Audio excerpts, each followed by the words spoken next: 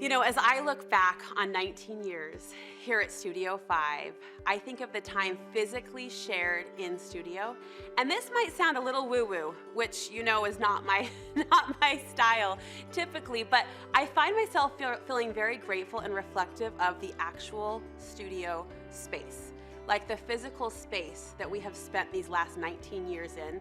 The name of Studio 5 was chosen very intentionally, the word studio referring to a place that every woman needs to create and reflect and dream.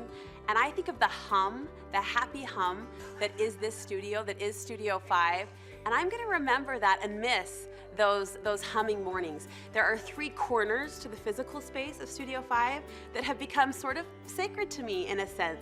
The first is every Monday afternoon at the start of a fresh week, we have our weekly producers meeting. And to see these good producers and these good women gathered around a table in true collaboration and in true kind of creative combustion, those weekly meetings are something that I always looked forward to and that I will really miss.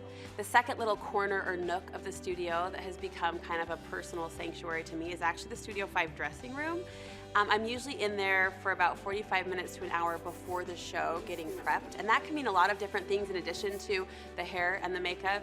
It sometimes means like little morning devotionals as I listen to a podcast, or it might mean a morning conversation with my sister as we're getting ready, or often guests will come in as they're preparing physically for the show too, and the conversations shared in that little dressing room space, they've meant a lot to me. And they reflect friendship, and they reflect peace and calmness before the crazy studio energy. And that, of course, is the third and final component to the studio space that I will miss, is just the circus that is Studio 5.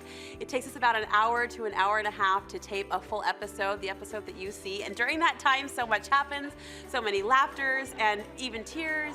And I just think of that happy space that's become this well-oiled machine, as they say, over 19 years.